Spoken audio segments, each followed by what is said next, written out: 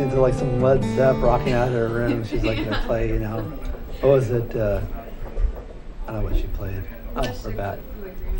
Whole Lot of Love. Yeah, that's not why. Okay. Speaking of Whole Lot of Love, back on the Valentine's Day edition of Theories of Reality. Come to order. So, talking about the unconscious mind, and think about like your personality, your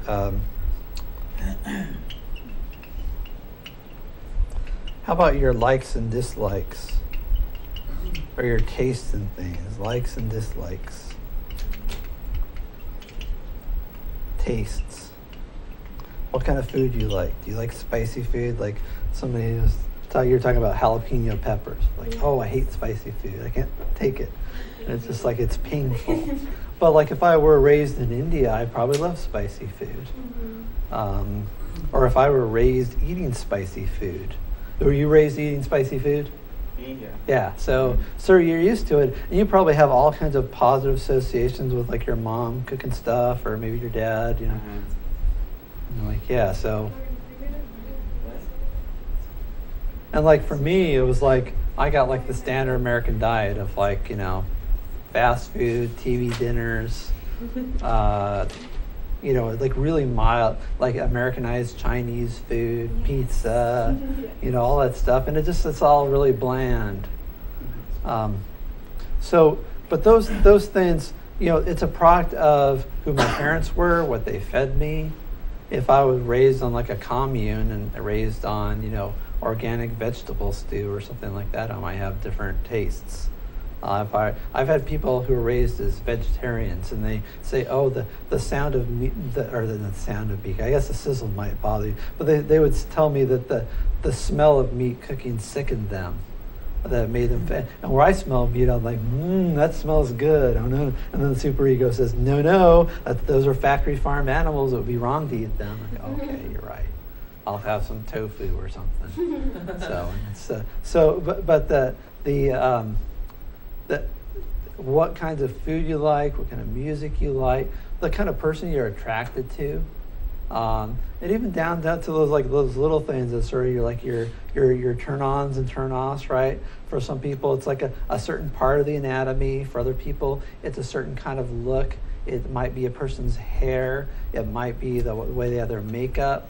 It might be some people are attracted to athletic body types. Like some women, like I have this former student, and she loves being around like macho men. That's really her thing. And she gets jobs where she's around like people that are, you know, driving trucks or operating heavy machinery and stuff like that, because she gets to be around a bunch of rough guys with muscles and, you know, grease in their fingernails, and that's like her sort of turn on. For other people, they like the more sort of, you know, kind and gentle, you know, sort of more, how you call androgynous or effeminate or quiet, shy, and docile type of man, right? And then there's things about people prefer certain hair colors or just, you know, musicians, or they like, you know, a businessman, and it's just all sorts of everything under the sun, right? Body type, and those things are like. Today, I think I'll decide who I'm going to be attracted to, and it's going to be, you know, my choice is full-figured African American women. That's going to be my turn on, and if they're wearing stockings and high heels, that's going to be my fetish. And I'm going to choose to be maybe 10% bisexual, but the rest are sort of hetero, right?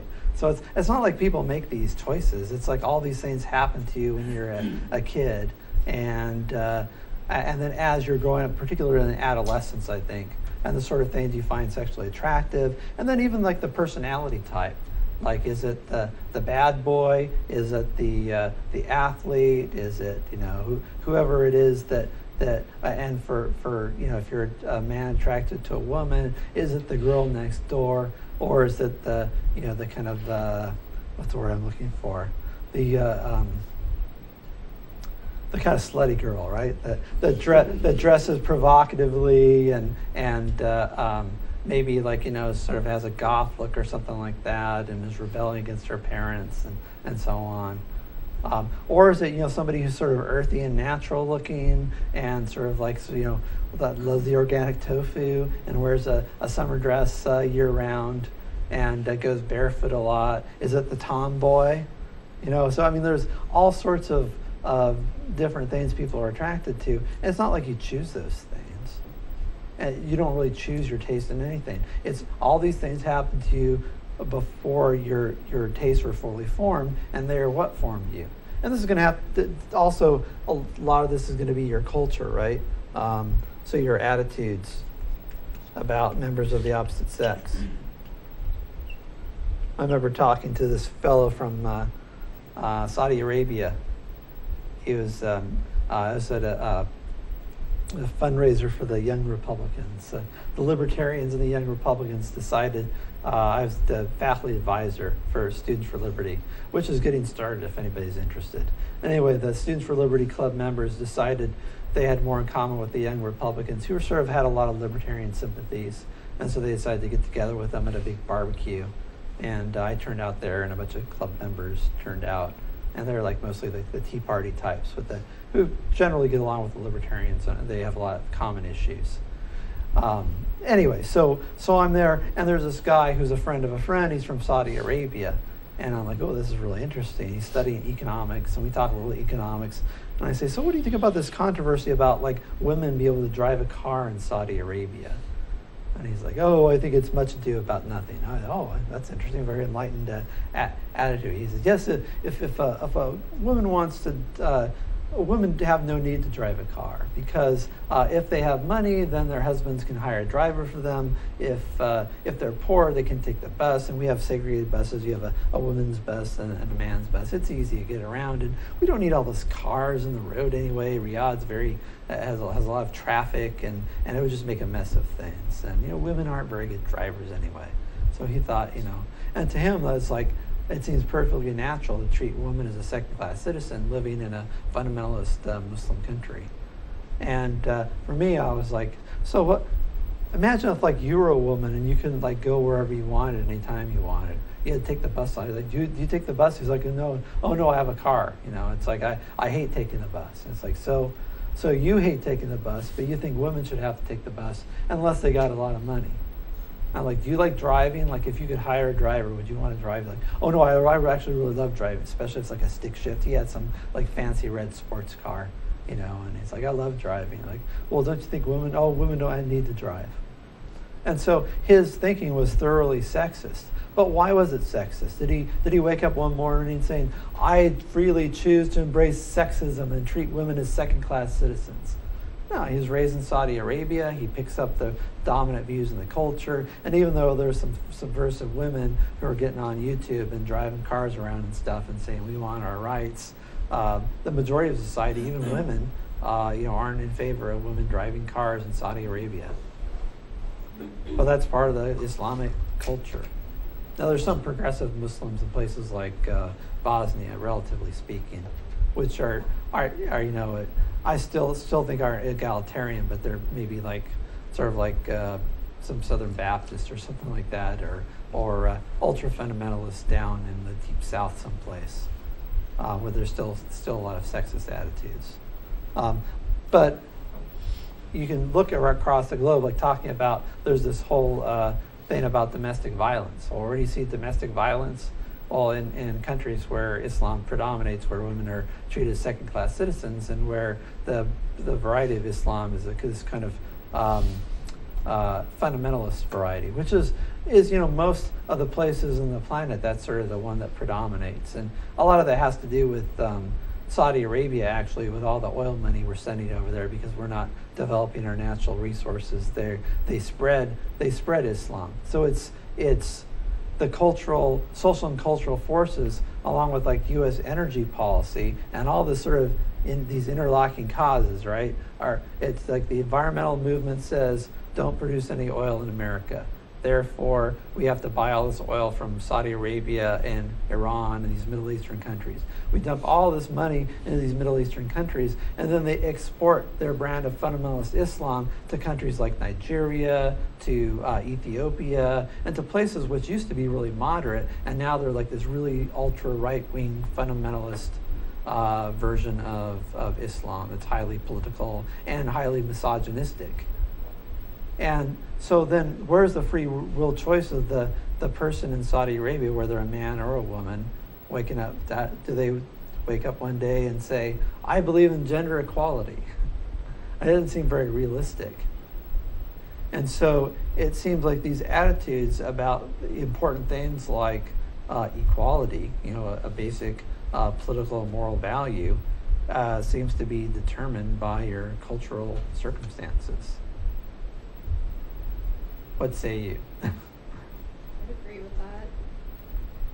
Well, just as an example, I was raised Mormon in the Mormon religion, and my grandparents and my mother were like so straightforward with it, like completely straight on the line. They knew exactly where the line was, and they knew not to cross, which line from good versus evil. But my grandma and grandpa even stopped sleeping in the same bedroom after she hit menopause. They just completely, they're off a new set of bedrooms. And so I was always taught that like any physical touching with the opposite sex was totally, you're not allowed at all until you're married. Mm-hmm. Even with kissing, my seminary teacher didn't even kiss his wife until their wedding day, until they said I do, and that was their first kiss. Wow, that's hardcore. And so I remember I was really upset at my mom when I was in like the 10th grade, and I hadn't got a first kiss or anything like that ever, but I was very upset at her, and so I decided that I was gonna, there's this boy that liked me, and I was gonna kiss him just to see how it went and just to defy it, because I was upset at my mother. Mm-hmm. So I kissed him, and I thought it was gonna be like this big huge ordeal, and I was gonna feel really weird and completely different after I did it, because I had just crossed that line. But I didn't, and I figured out that hey, it wasn't a really big deal, but that was a huge turning point in my life, because I realized that it wasn't that big of a deal, and we were supposed to be doing that anyways. If I have those natural instincts, why would I want to hide them? But I ended up moving up here, and all my family is still in Idaho, regretting my decision to be up here away from them. So that was a huge turning point that affected and as a culture, that's Idaho and Utah, where there are a lot of Mormons. Yeah, people they think it's just Utah, but it's like way into Idaho and down into Arizona. There's a lot of Mormons there. So that's interesting, and it's also like if you're raised in some place like Utah or parts of Idaho where everybody around you, like your 80% of the populace would say that they're Mormon.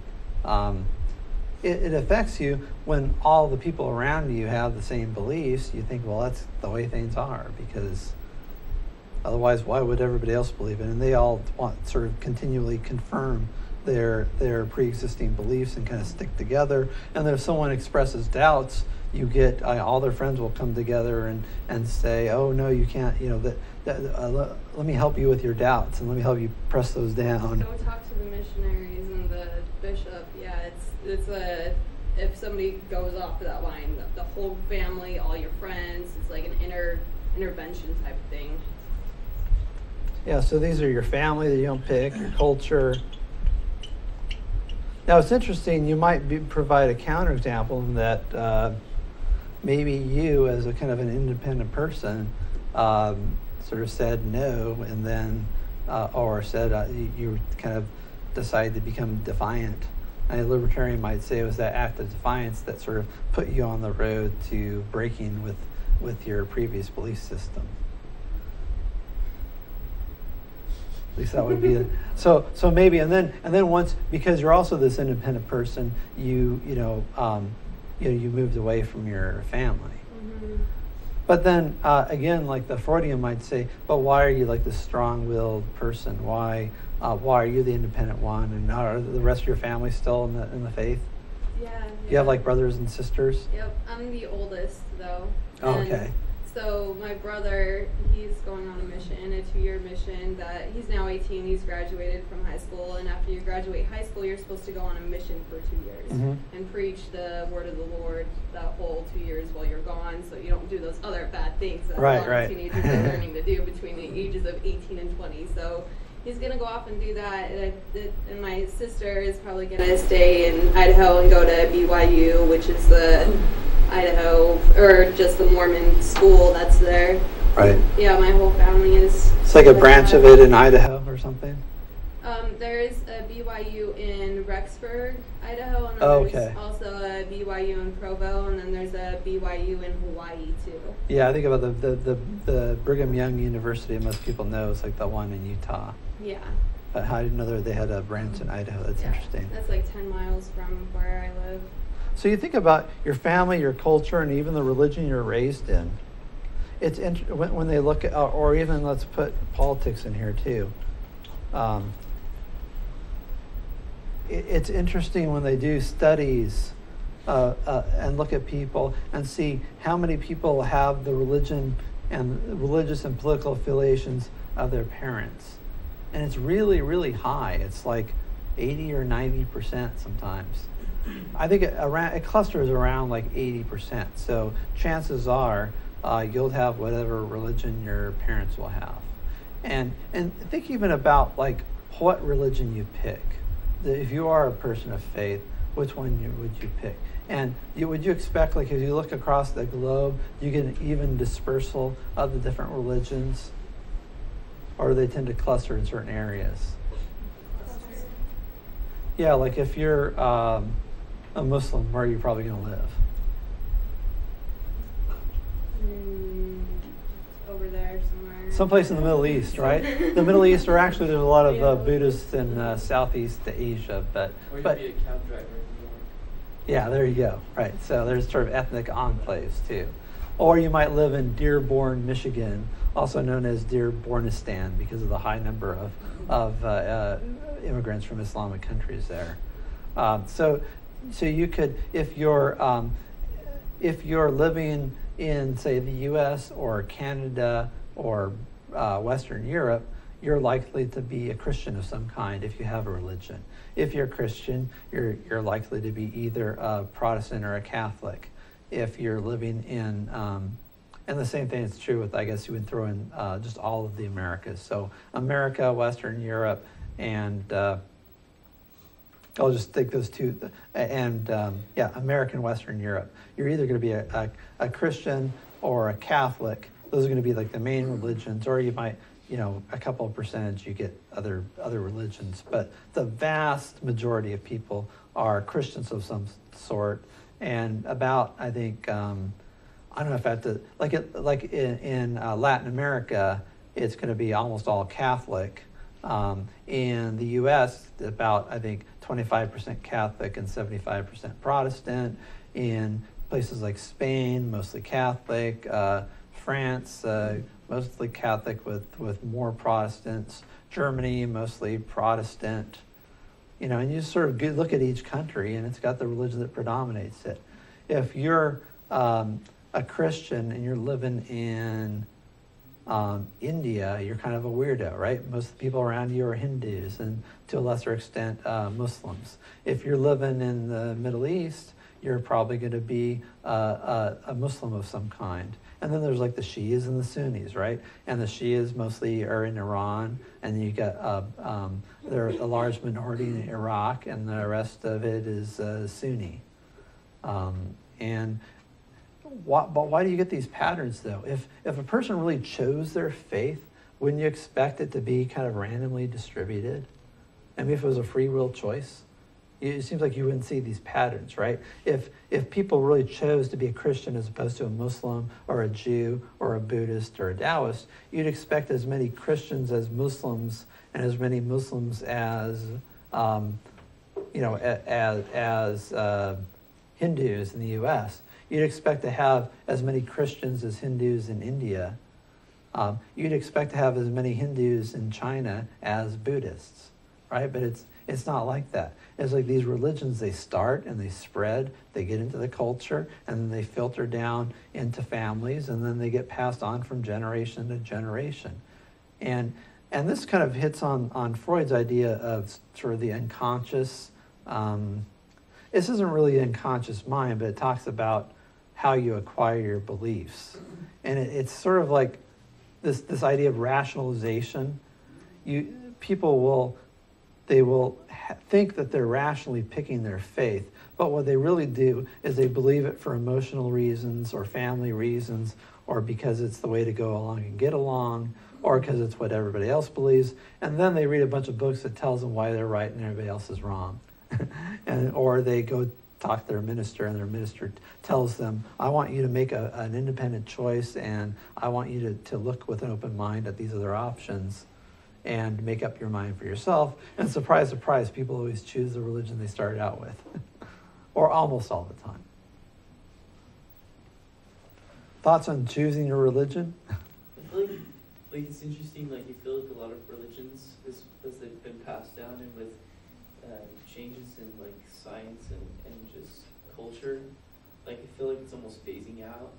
Like, I don't know how many people I meet that say they're Christian and they love Jesus, but yet they're like sleeping with 3 different people and doing heroin, and I mean that's probably the extreme, but it's right. Like they're not really devout to what they're saying their religious belief is. Yeah. I mean that's. I was going to say, maybe I'll convert. That sounds kind of good. Like maybe I should convert. I was starting to sound pretty good. I don't know about the heroin thing. Like I like to have 3 dates on Valentine's. But yeah, so that's you make a good point that society is becoming more and more secular, and this is interesting. Like how many atheists are there? Why is it that there are a bunch of atheists in Western Europe and not as many in Texas or in Georgia? Why is it that people are very religious in Latin America, but not as religious in Russia? And it has to do with like the history of the countries and the culture, and like, the communist rule in Russia and China is one of the reasons why you have a large number of secular people in those countries. The French Revolution, which where they killed a bunch of priests and where the church and the government together were oppressing people, and people rebelled and went nuts, and society swung the other direction, and now there's still antipathy towards religion and suspicion of it, and the association of religion with political domineering.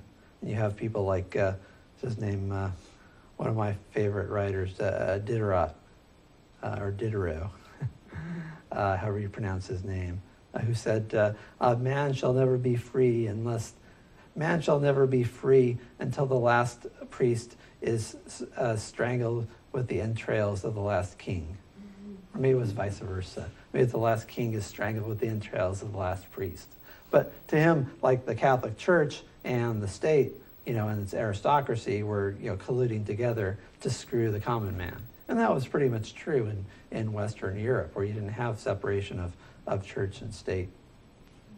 And so that's very different than the U.S., where you had basically a bunch of fundamentalist Christians who got tired of being pushed around by the state church and said, we want to go practice our religion in peace. I know, let's go to America. And you have the Pilgrims, right? And they settled in America. And there are these people who are leaving Britain. They're fleeing religious persecution. Why? They want to practice their religion. And so America, from its very start, is a very religious nation.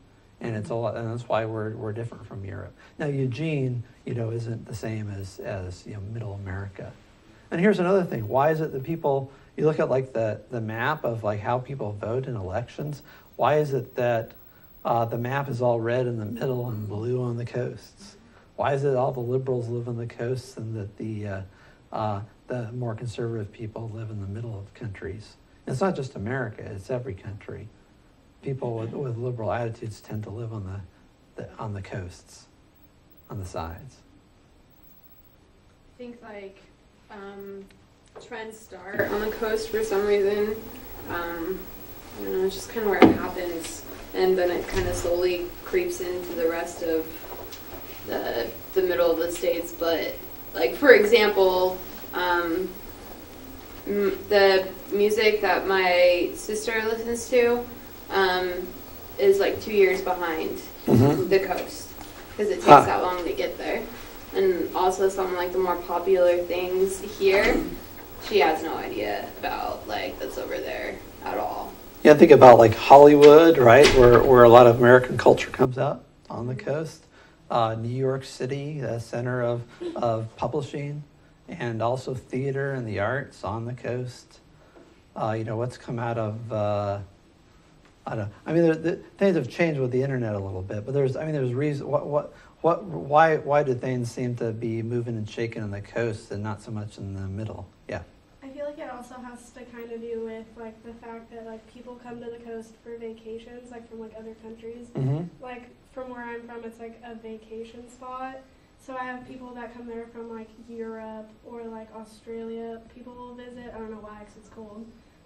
And like a bunch of random people come and they like share things with me that like I had no clue of. And then like in like a month or something, it becomes like a trend or something, because like it's easier for all of us to like introduce things on the coast because it's more of like a place where people would go.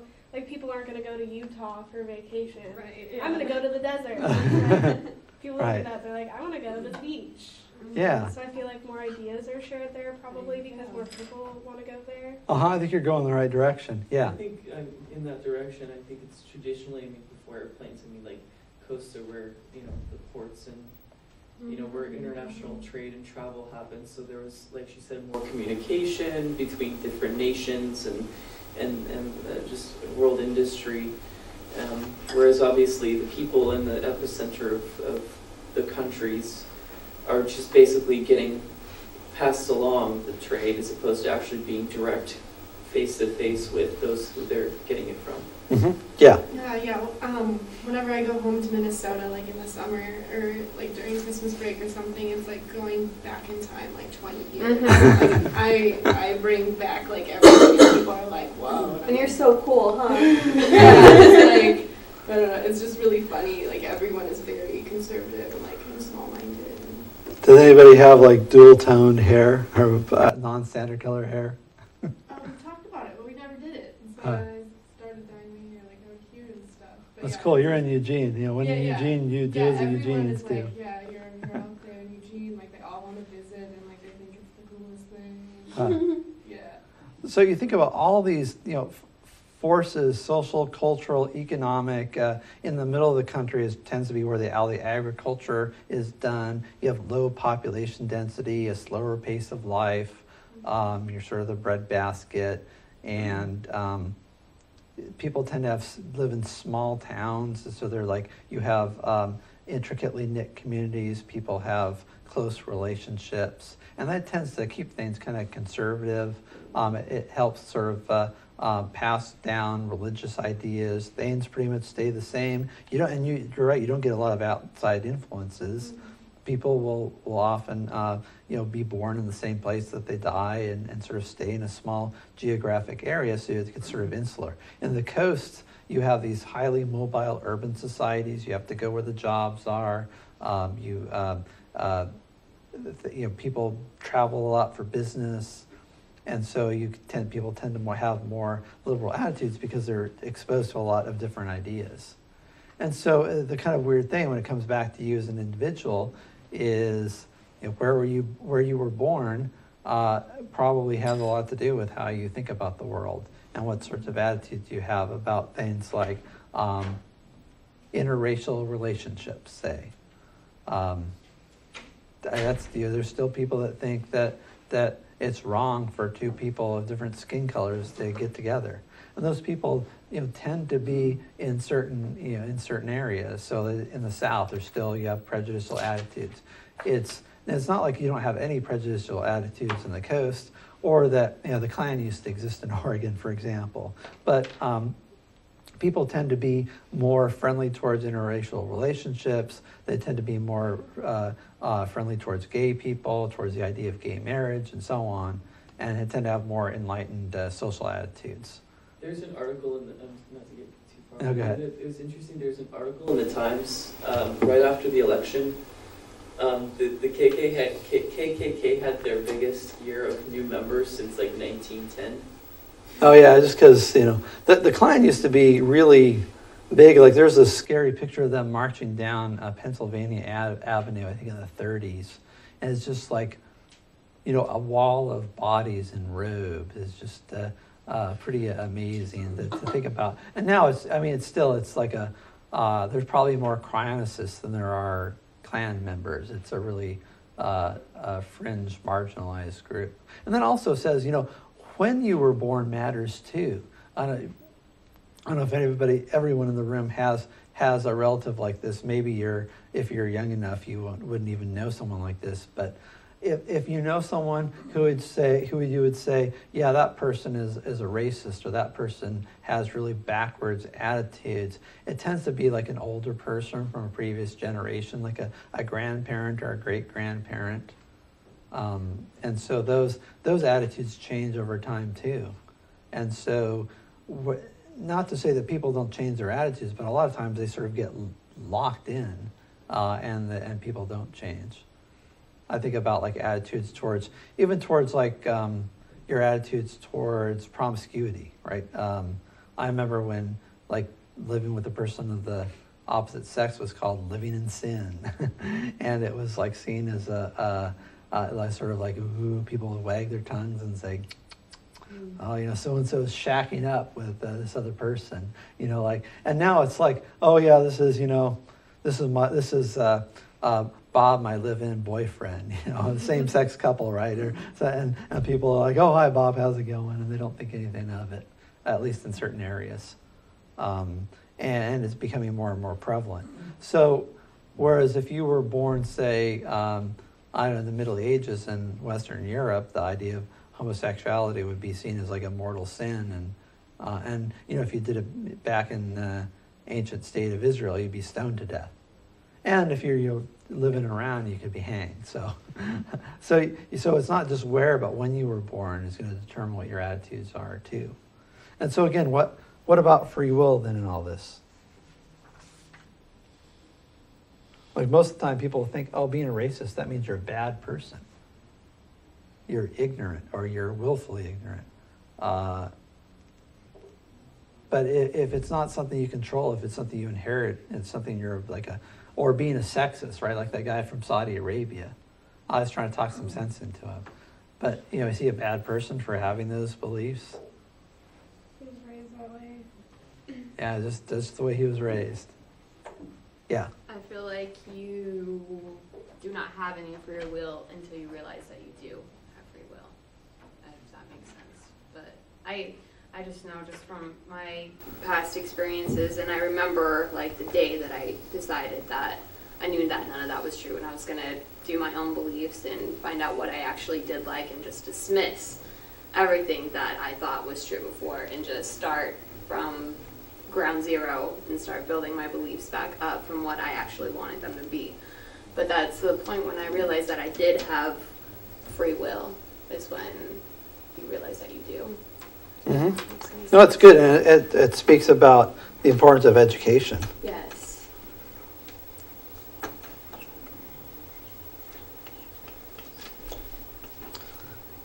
And not just, you know, there's education and there's education. Not like indoctrination in a certain way of thinking that people often get at the university. Not in this class, but at many university campus, you get sort of a party line view of the world. You have professors hired and fired based on whether they agree with a certain political orthodoxy, and so that, you know, can also sort of perpetuate different patterns of thinking, which may not be rational or based in reality.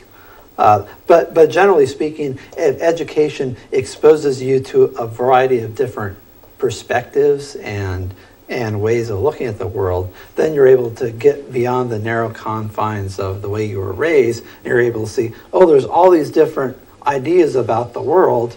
Let me try to see which one seems best, which one seems the most just, which one seems the most in keeping with reality.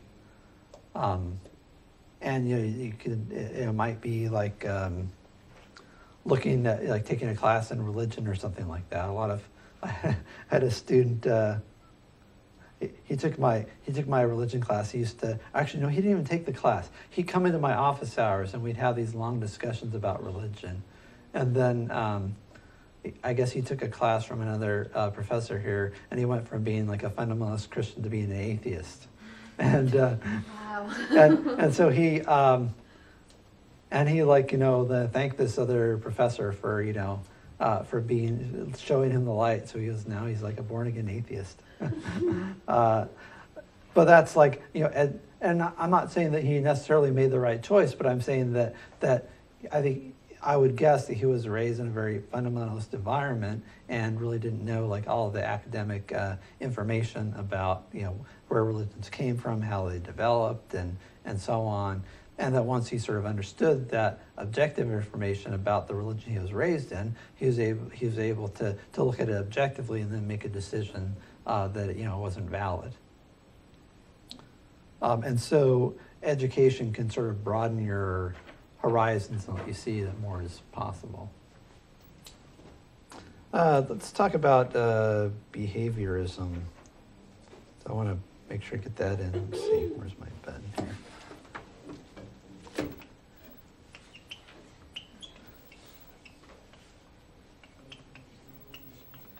So you should remember behaviorism in the name B.F. Skinner.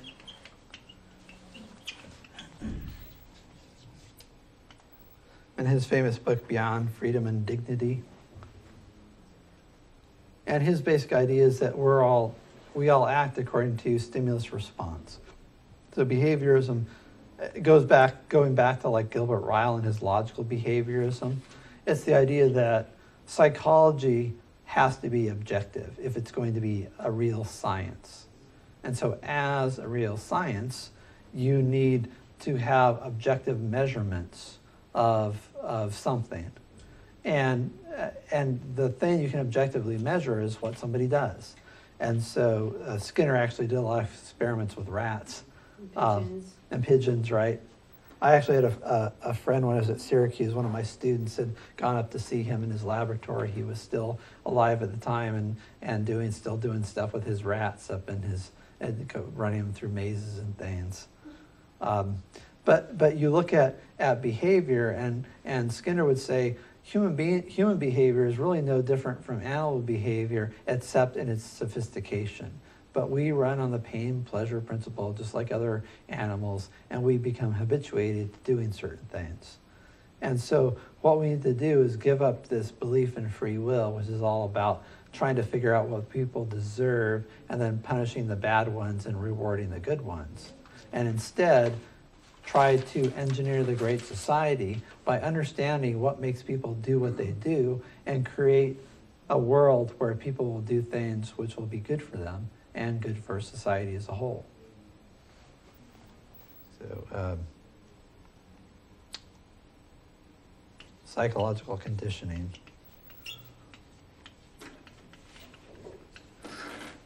And this idea of engineering the great society.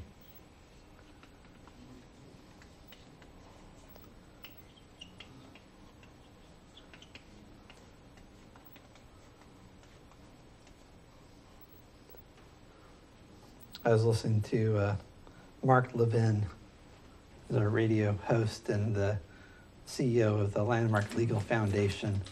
And he's got a book called Meritopia, where he's talking about how people on the left always have this vision of utopia where they want to engineer the great society. And B.F. Skinner is a great example of this.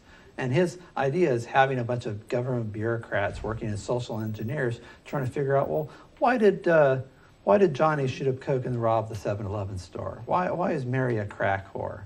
Why are all these kids joining gangs and dropping out of school?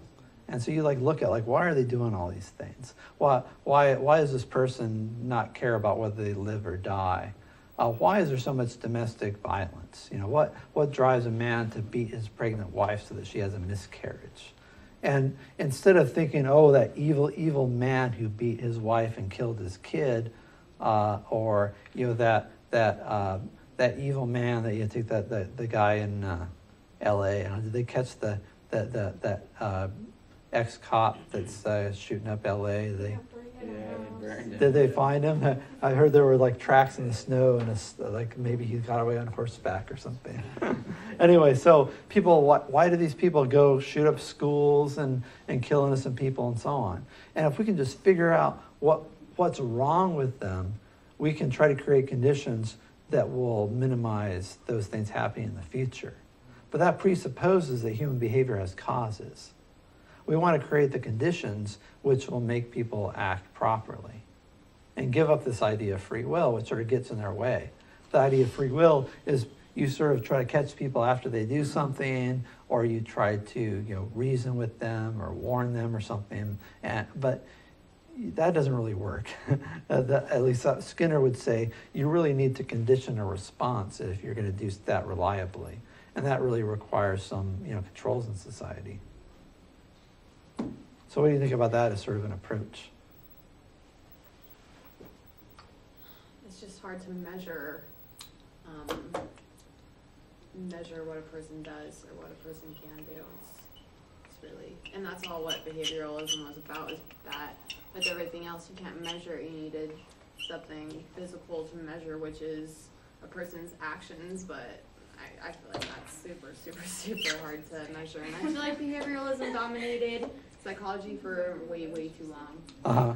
Yep, I think it. And now we're moving more towards, more mental processes and more of dealing with the unconscious, which I feel like is a good thing.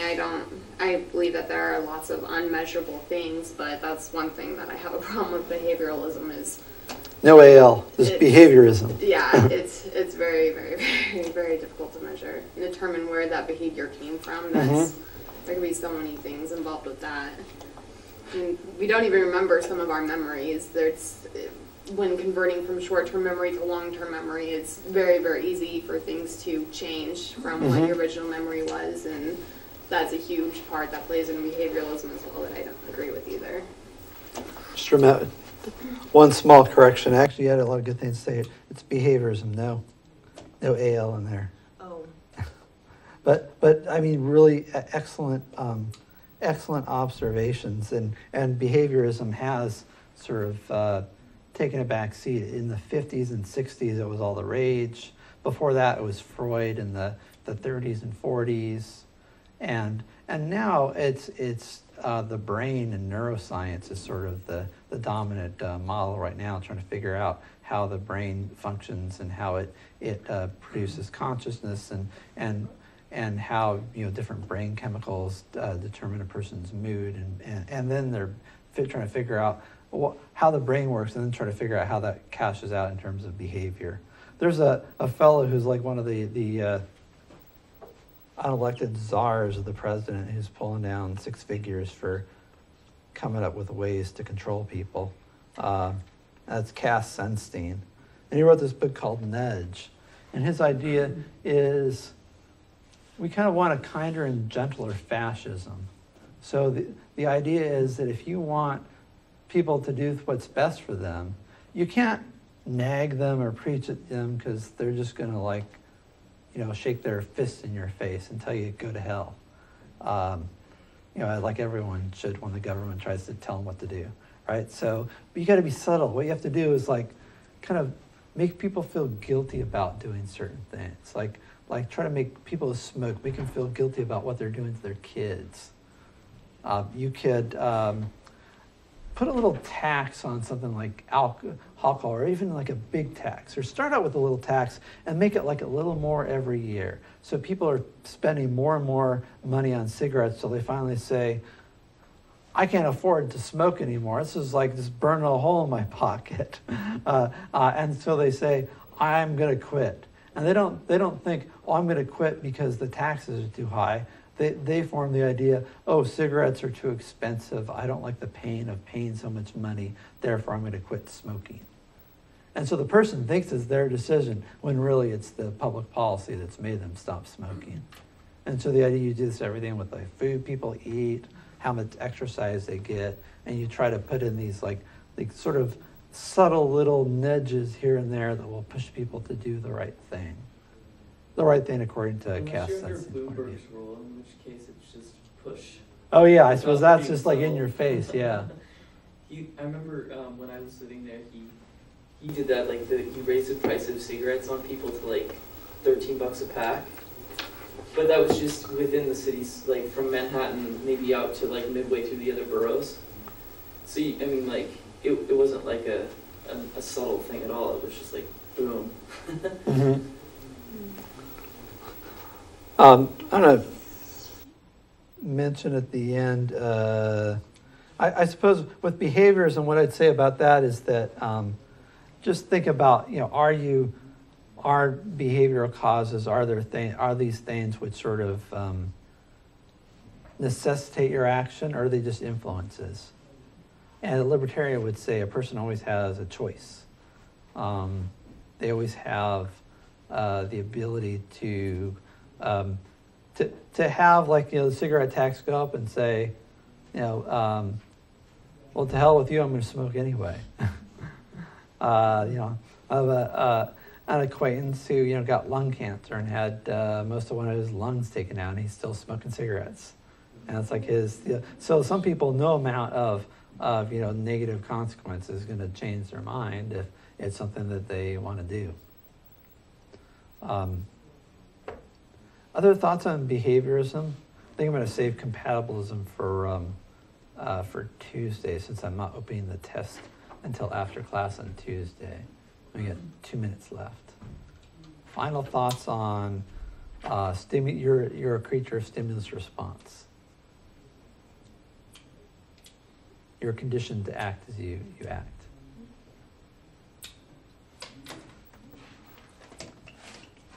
Just leave you something. I think we'll pick up talking about weakness of will.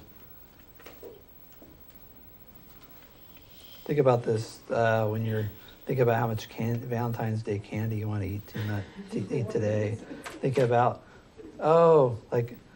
if I had free will, wouldn't I weigh 150 pounds? Because that's what I want to weigh. Wouldn't I be like? Wouldn't I look like that guy who played Captain America in the last Avengers movie? That's how I want to look. And I look at myself in the mirror. It's like, I'm not as big as a house, but I got this paunch here, and it's like I don't get to the gym when I want to, and I don't want to gain weight, but I do, and I'm sure been losing, but not as much as I want. And you probably all have things like that. If it's not losing weight, it's spending more time studying, trying to break some nasty habit. Procrastination on various things. And so, or maybe you have a problem with your temper. So everyone has some bad habit or other they're working on, but why aren't people able to break through those things? Why do they keep on dogging you, for years and years and years? It seems that if you really had free will, you wouldn't have this thing where there'd be all these things that you tell yourself, I really want to have this, and it's within my ability to do it, but yet I don't do it. As a matter of fact, I keep on doing things which are going to make this thing worse over and over and over again. It seems like if you really had free will, you would really be able to do what you want instead of ending up doing the thing that you hate over and over again. So think about that puzzle called Weakness of Will by philosophers, and we'll pick up with that and talk about compatibilism on Tuesday. Have a great 3-day weekend. The school will be closed on Monday.